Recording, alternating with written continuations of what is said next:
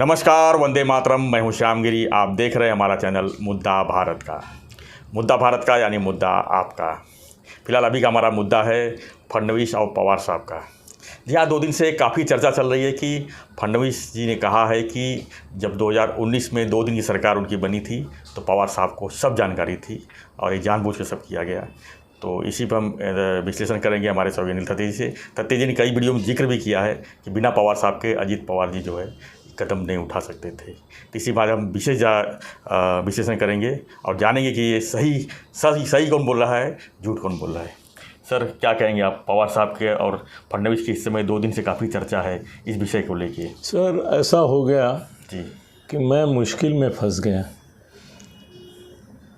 मैंने पहले सोचा जी कि मैं फडणवीस के ऊपर विश्वास करने के बजाय पवार साहब के ऊपर विश्वास करके देखूं। और मैंने मेरे मन को पढ़ाया, बेटा पवार साहब के ऊपर विश्वास कर। तो मेरे आत्मा के अंदर की अंतरात्मा जो है उससे एक डुक करके अचानक से आवाज़ आई, पागल तो नहीं हुआ है? मेरे कोई मेरी अंतरात्मा मेरी पूछ रही थी, अरे पागल तो नहीं हुआ है? यही तो जो शरद पवार है, वही तो वो शरद पवार है जिन्होंने मुंबई में 32 बॉम्ब स्फोट होने के बाद ऐसा बोल दिया कि बम्बई में 33 बॉम्ब स्फोट हो गए और उसमें से एक मुस्लिम बस्ती में भी हुआ है। और इसकी कबूली उन्होंने खुद अपनी ज़बानी से दे दी। बोले मेरे को मालूम था कि 32 ही बॉम्ब स्फोट हुए हैं, पर मैंने जानबूझकर झूठ बोल दिया कि 33वां भी हुआ है, वो मुस्लिम बस्ती में हुआ है, क्योंकि मैं नहीं चाहता कि लोगों में ये मैसेज जाए कि ये मुस्लिम बस्ती में नहीं हुआ है, हिंदू बस्ती में हुआ है, सिर्फ हिंदू बस्ती में हुआ है। तो मेरी अंतरात्मा थी, उसको एक प्रकार की दाहकता महसूस हुई। वो बोले तुम पवार साहब के ऊपर विश्वास कर रहे हो? कमाल है। और एक उदाहरण देता हूँ, ऐसे 100 उदाहरण दे सकते हैं पवार साहब के सच्चाई के। बोले यही तो तुम तो उस समय पत्रकारिता में एक्टिव थे और तुम्हारे सबसे एकदम क्लोज रिलेशनशिप थे जी। पवार साहब से भी थे और वसंत दादा से भी थे। तो यही वसंत दादा को मिलने जब पवार साहब गए अंदर, तो उन्होंने वसंत दादा को बताया की मी काही वाटेल ते झालं तरी काँग्रेस सोडणार नाही आणि तुम्हाला पण सोडणार नाही, आपलं सरकार कायम राहणार। दादा, माझा हा शरद पवारांचा शब्द आहे। ये बात हुई ये दीवार के दरवाजे के अंदर जहाँ पे वसंत दादा बैठे थे। तो वसंत दादा रिलैक्स हो गए। बोले अभी शरद ने खुद आके मुझे बताया है कि मैं आपके साथ रहूँगा, तो कोई बात नहीं, प्रॉब्लम ही नहीं है। तो उन्होंने बोला बाहर जा कोई सबको बता दो कि भाई तुम मेरे साथ हो, सरकार को कोई धोखा नहीं है। तो बोले ठीक है, अब भी जाता हूँ। पवार साहब निकले वहाँ से, फिर बाहर आए तो पत्रकार बैठे ही थे। उस समय ये डंडूके नहीं थे, तुम्हारे बहुत कम थे। हाँ, वो हाथ में पैड लेके खड़ा होते थे। पवार साहब ने उनको बोला कि मैं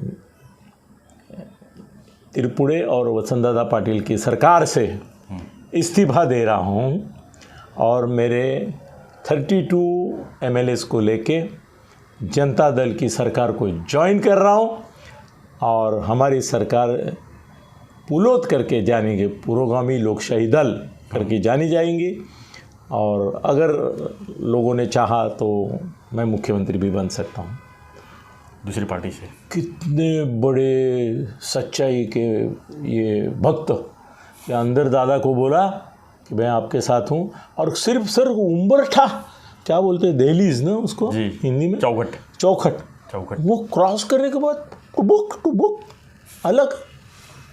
मतलब कितनी सच्चाई, बाप रे, कितना सच्चापन भरा है ठूस के इनके इसमें। फिर सर और एक बात बताता हूँ मैं आपको, ये यशवंतराव जी चौहान के नाम पे कुछ भी बोलते थे। मेरे एक दिनेश देसाई करके मित्र थे, मैं और आखिर में इनके यशवंतराव चौहान जब डेथ बेड पे थे तो मैं और दिनेश देसाई उनके पास गए थे। तो यशवंतराव उनके मित्र थे दिनेश देसाई के, तो मैं भी उनके साथ था। तो उन्होंने दिनेश देसाई को बताया कि शरदनी माझा विश्वासघात केला. पवार साहब मेरी जो ट्रेजेडी हुई है पॉलिटिकल, दिल्ली में भी मैं कहीं का नहीं रहा, क्योंकि महाराष्ट्र जो मेरा बेस था उसने छीन लिया. किसने मुझे कहा पॉलिटिकल यशवंतराव चौहान, जिसको ये गुरु मानते हैं, ये गुरु दक्षिणा उनको दी थी कि दिल्ली की राजनीति से उनको ख़त्म कर डाला. सब मेरे सामने की बात है ना. तब वो सच्चाई देख के, और शरद पवार साहब ऐसा बोलते हैं कि यशवंतराव चव्हाणांची मूकसंमती होती. मैंने जो गद्दारी की वसंतदादा से, उसको उनकी भी थी, जबकि यशवंतराव चव्हाण की नहीं थी. ये खुद उनके मुंह से मैंने सुना. ऐसे परम पवित्र, पवार साहब परम सच्चाई, हरिश्चंद्र के अवतार जो पवार साहब है, उनके ऊपर मैं विश्वास रखने की बहुत कोशिश कर रहा था, मगर अंदर से मेरे को बार बार ये हो रहा था, क्लेश दिया जा रहा था कि जो सच्चाई तुम्हें मालूम है वो बोलो, पागल ये मत बोलो कि वो झूठ नहीं बोल सकते. वो झूठ ही बोल सकते हैं, जो बोलते हैं वो करते नहीं, और नहीं बोलते वो करते हैं. ये तो या तो बोलते हैं उसके बराबर खिलाफ करते हैं. जी, जो बोलते वो होता नहीं, जो वो जब दोस्ती की बात करते तो दुश्मनी निभाते. वही ये सरकार गिराने में उद्धव की उनका जो हाथ है ना. अभी आज फडणवीस ने गोप्यस्फोट किया, किस तरह से हुआ उनके साथ ना, वो हो गया सब. जिस दिन संजय राउत उद्धव से टूटेगा और मुंह खोलेगा, उस दिन सर ये सरकार पवार साहब ने कैसे गिराई इसका भी जिक्र हो जाएगा पूरा. उद्धव अभी तक भ्रम में है, संभ्रम में है. उसको अभी तक लगता था, मतलब अभी शायद थोड़ा गड़बड़ हो रहा है, मगर अभी पूरा नहीं हुआ है कि पवार साहब. और उद्धव जी ठाकरे, उनका क्या बोला जाए. भैया अमित शाह जैसे बड़े आदमी के साथ बैठ के वो बोलते हैं कि सत्ता आधा आधा शेयर करेंगे. अमित जी बोलते हैं कि प्रचलित व्यवस्था, सर शब्द बोलता हूँ मैं, ताकि उद्धव जी को ऐसा लगे कि मेरे को ऑथेंटिक मालूम है. बाहर ये आया है कि उद्धव भी, अपना संजय भी बोलता है कि ऐसा तय हुआ था कि आधा आधा कर लेंगे. तो आधा मुख्यमंत्री पद हमारे पास और आधा उनके पास, ऐसा तय हुआ था. ये वो बोलता है पहला आधा या बात का आधा, इसके बारे में वो बोला संभ्रम था. वो तो क्लियर करना इसकी जो ज़रूरत थी वो नहीं किया. मगर सर शाह साहब ने जो बोला, वो मुझे बोलने वाले भी उतनी ही ताकत के महाराष्ट्र के नेता हैं. उन्होंने बोला जोपर्यंत 2.5 वर्ष होत नाही तोपर्यंत प्रचलित व्यवस्था कायम रहेगी. जब तक ये नहीं, अभी प्रचलित व्यवस्था मतलब फडणवीस का मुख्यमंत्री होना जी, है कि नहीं. तो उद्धव जी ठाकरे ने पहले से ही, मतलब उनका देखो वो कितने सच्चाई के पुजारी है. उन्होंने जिस दिन उनको एहसास हुआ कि हम अभी ऐसी संख्या में हैं कि राष्ट्रवादी के साथ जाके भी सरकार कर सकते हैं और बीजेपी के साथ भी, तो वो सच्चाई के महापुजारी ने तुरंत बोल दिया कि हमारे सामने सब ऑप्शन ओपन खुले. बोला कि नहीं, काउंटिंग हो रहा है उधर, उनका वो बोल गए सब ऑप्शन खुले हैं. भाई सच्चाई की क्या, और उसके बाद मोबाइल बंद. क्या क्या उनके गुणगान कितने करे. बाद में ये भी बोले कि भाई मैं मुख्यमंत्री बन रहा हूँ क्योंकि शाह साहब ने मुझे प्रॉमिस किया था कि 2.5 साल तक तुम मुख्यमंत्री बनोगे, बंद कमरे में. बाद में फडणवीस साहब बनेंगे फिर से. अभी आप शाह पे भरोसा करेंगे या उद्धव पे करेंगे. सो वो तो सर उसका तो प्रॉब्लम ऐसा हो गया है सर. देखो 95 से 99 तक सरकार थी किसकी, हाँ तुम्हारे युति की. हाँ उस समय सरकार गिरने के बाद, मैं इनके झूठ सच का ज़रा थोड़ा सा यादें पुरानी कर रहा हूँ ताज़ा. सर उसके बाद एक नारायण राणे सिर्फ जो मुख्यमंत्री थे उस समय निकले कि जिन्होंने जिस काम के लिए पैसा लिया था लोगों से, उन सबको बुला के कि भाई तेरा इतना करोड़ मेरे पास तूने दिया था ये काम के लिए, अभी मैं मुख्यमंत्री नहीं हूँ तो मैं ये काम नहीं कर पाऊँगा. नई सरकार आई है और वो तो इनके आ गई थी, विलासराव देशमुख की. तो ये तेरे पैसे वापस ले. क्या बात है, पैसे वापस हुए सर. ये नारायण राणे की खासियत किसी को मालूम नहीं है. और ये वो कैसे बोल सकते हैं, वो मेरे जैसे किसी दोस्त को भी बोलना पड़ेगा या तो मालूम जिसको मालूम है. सर मेरे एक पैसे का मित्र का 25 करोड़ उन्होंने बुला के लौटा दिया. बोले ये तेरा वापस ले ले, मेरे से काम नहीं होगा. और सबके वो लौटा दिए. कितने करोड़ लौटाए टोटल वो छोड़ो, मैं लौटा दिए. उल्टा उसके सर ठाकरे फैमिली का खासियत है वो स्मिता ठाकरे हो, उद्धव ठाकरे हो, ये अभी मेरे को नाम मत लेना, ये ठाकरे हो, वो ठाकरे हो, मैंने 2 नाम लिए, बहुत हो गए, बाकी समझ जाएगा। सरनेम जिनका ठाकरे है, ऐसे लोगों ने जब सरकार डूबी तो कम से कम मार्केट से 100 करोड़ उठाए थे। Not returnable, no refund.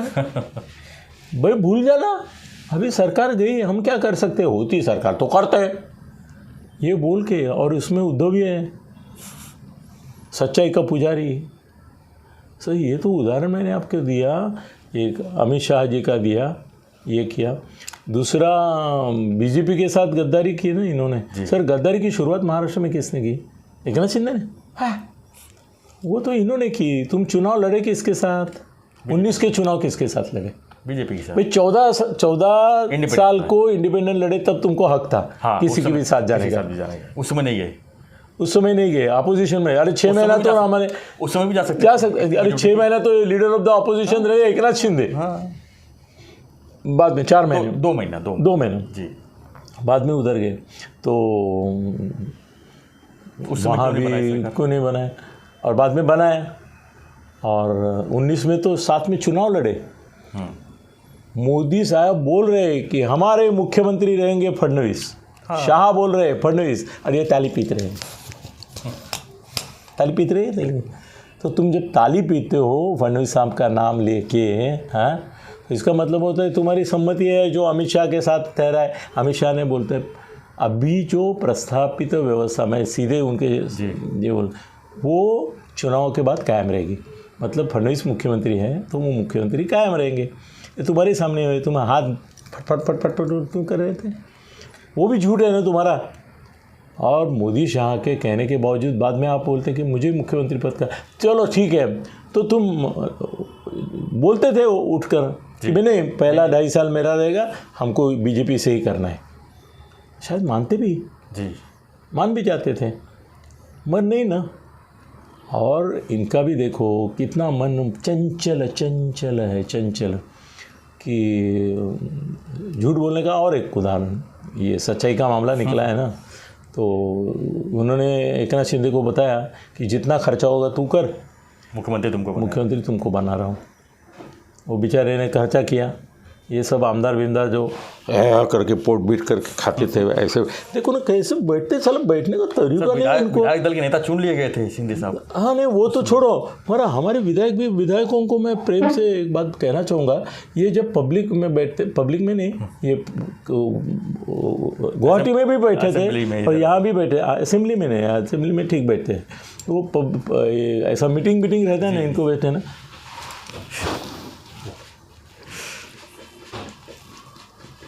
जैसे ये किसी गद्दी पे लेटे हुए शौकीन कोई लावणी देख रहे हैं, पेट बीट आके निकाल के। उनको भान नहीं होता है कि मैं पेट इतना बड़ा आगे निकाल के बैठा हूँ। वो एक मंत्री है, वो तो अपना पेट जितना हो सके उतना, वो 9 मंथ का प्रेग्नेंट लगता है मुझे हमेशा, ऐसा करके चलता है वो, नाम मत लो, हाँ, वो ऐसा चलता है। लगता है मेरे 9 महीने का ये प्रेग्नेंट मंत्री है साला, कायम जब देखो तब उसका पेट इतना। अरे कम करो तुझ। देखो फडणवीस साहब ने कम किया, कितना कम किया, बहुत सारे। सर विनोद तावड़े देखो, हाँ, पहले का विनोद तावड़े, अरे हमारा नरेश मस्के देखो, दूर की बात है। थोड़ा व्यायाम करो, थोड़ा एक्सरसाइज करो, थोड़ा डाइटिशियन को सलाह लो। प्रेग्नेंट वुमन जैसे घूमते हो और तुमको एक तो ऐसा देखने का, अरे देखने का भाई तरीका सीख लो। मेरे को कभी लगता है ना, इन लोगों का सारा मैं ना एक 2-4 दिन का क्लास ले लूँ कि कैसा पब्लिक में बिहेव करना है, कैसा ब्रांडिंग करना है, कैसा इमेज करना है। मैं अभी एक सर मराठी में वीडियो किया, मैंने बोला हम ब्रांडिंग की, हमारे इमेज की इतनी काळजी लेते हैं कि खाली हमारा चश्मा रिफ्लेक्ट होता है जी, वो रिफ्लेक्ट होने से आँखों की पावर कम होती है, इसके लिए हम लोग चश्मे के बिन कांच के चश्मे यूज़ करते हैं। आपका मेरा राज खोल दिया मैंने। बिल्कुल सर, हम इतना काळजी लेते हैं कि पब्लिक में हमारी इमेज किससे ज़्यादा। तो ये 9 महीने के प्रेग्नेंट, सर कुछ 3 महीने के लगते हैं, कुछ 6 महीने के लगते हैं, कुछ 9 महीने के प्रेग्नेंट लगते हैं। क्या करे क्या इनका। और उनको ऐसा कुछ लगता नहीं बोलते समय भी। सर वो अभी एक का नाम लेना शुरू करूँगा तो साले शर्म आती है। वो अध्यक्ष तुम पार्टी के ऐसा बेडका धर के डोळे करणार, असे वाटारलेले, कुठे चेहरा, कुठे त्याचं तोंड वाकडं करणं. अरे बॉडी लैंग्वेज ही नहीं कुछ. सोचो, तुम 100 टीवी लगे तुम्हारे सामने, तुम कितना टेढ़ा मेढ़ा कर रहे हो आंखें. मैं तो मेरे संजय को हक से बोलता हूँ, संजय ये ऐसा करके बोलता है, ऐसा करके बोलता है, इधर बोलते हैं देख के इधर बोलता है, वो बंद करो. तुम्हारे आंखें सामने जो बैठे हैं मीडिया वाले उनकी तरफ होनी चाहिए. अभी उसने सुधार ना किया है जी. सर, उसका एक भी बाल सफ़ेद होता है तो मैं उसको फ़ोन करता हूँ, तेरे 3 बाल यहाँ से और 4 बाल वहाँ से सफ़ेद हो गए. बोला तू क्या मेरे ऊपर ध्यान रखा है? मैं बोला तू मेरा मित्र है, मैं ध्यान रखूँगा. ये तेरी मुझ के यहाँ के 3 बाल सफ़ेद है, चल कल होना चाहिए. मगर सर उसकी खासियत देखो, वो करता है, वो करता है. उसको जैकेट सूट्स करता है. मैंने बोला तू जैकेट पहन, बहुत सुंदर दिखता है. तो पहनता है. ये हमारे 3, 6 और 9 महीने के प्रेग्नेंट घूमते हैं साले सब जगह. उनको शर्म नहीं आती. ज़रा एक्सरसाइज करो जरा. चलो छोड़ो, अपना मूल मुद्दे पे आते हैं. कौन सा वो हमेशा होता है खुद तो उद्धव जी तो झूठों के सरदार, बड़ा झूठा निकला. वो तो छोड़ो. अभी फडणवीस की गलती क्या हो गई मालूम है? वो चारित्र संपन्न चरित्र वाले आदमी हैं. ये जो गोपेस्फोट है ना, उनको उस समय करना चाहिए था सर. ये अगर मुझे मालूम है, मैंने जितेंद्र को जिस दिन सर वो गड़बड़ हुआ जी, ये इसके चेले चपाटे रास्ते पे आ गए. किसके? जितेंद्र के. वो अजित पवार को काला फास रहे, ये कर रहे, वो कर रहे. मैं जितेंद्र को फोन किया, जितेंद्र होय की नाही केला होता घरी तुला? त्याला म्हटलं अरे पवार साहेबांच्या संमतीशिवाय जातील का अजितदादा? तो काय त्यांचा निषेध करतो? अरे उद्या ते मुख्यमंत्री उपमुख्यमंत्री म्हणून येतील ना, पहिले तुझी वाजवतील. मी आणखीन वेगळा शब्द वापरला. मी म्हटलं ते वाजवतील जन्मभर, तो खुनशी माणूस आहे, लक्षात ठेवील, एक ना एक दिवस तुझी वाजवणार बघ. अभी उसने जो किया, 2 दिन के बाद उपमुख्यमंत्री बने और ये मंत्रिमंडल में गया. अजीत दादा है. इसको अंदाजा नहीं है भाई. पवार साहब का राइट हैंड कहते हो, ये मैं लेफ्ट हैंड, कोई हैंड नहीं, मैं फिंगर भी नहीं हूँ पवार साहब का. फिर भी मुझे मालूम था कि ये सब नाटक है और ये पवार साहब का रचा हुआ है. चर्चा थी, लोगों को, संजय को भी मालूम था कि ये नाटक है.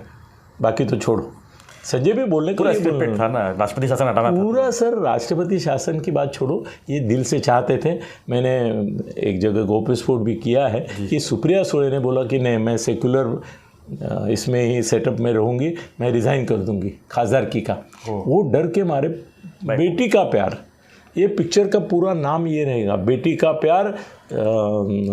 तुम्हारे पिताजी क्या है, सरेंडर. हाँ, तो पिताजी हुए न्योछावर, क्या बोलते हैं उसको, सरेंडर हो गए. हाँ, सरेंडर हो गए.